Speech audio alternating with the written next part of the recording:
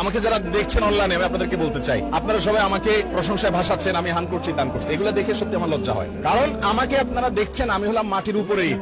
আমার এই ফাউন্ডেশনের কাজের মাটির নিচের ইটগুলো আপনারা দেখেন না। এই লোকটা সকাল থেকে জান দিয়ে দিচ্ছে, সোজা কথা, আমার মায়া লাগে, এত বস্তা টানছে।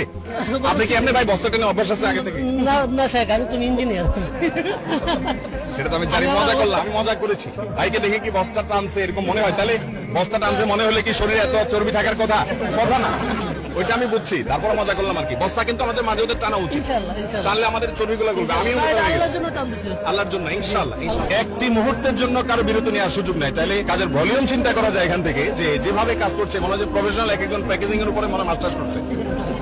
যেভাবে দ্রুততার সাথে প্যাকেট করে, আমি তো দেখে টেন্ডার হয়ে যায় কিভাবে করে, মাশাআল্লাহ। এক একজন করতে করতে হাত হয়ে গেছে। আমি নিজে গতকালকে যে টিম নিয়ে সুনামগঞ্জে গিয়েছি, ফজরের পরে আমরা বের হয়েছি, রাত 9:16 পর্যন্ত ওখান থেকে আমাদেরকে ভাইরা বলছে যে তখন পর্যন্ত পেটে দুপুরের খাবার পড়ে নাই, সকাল ফজর পরে বেরোছে। ক্ষুধায় আমি নিজে কাঁপতে কাঁপতে হোটেলে গিয়ে খাবার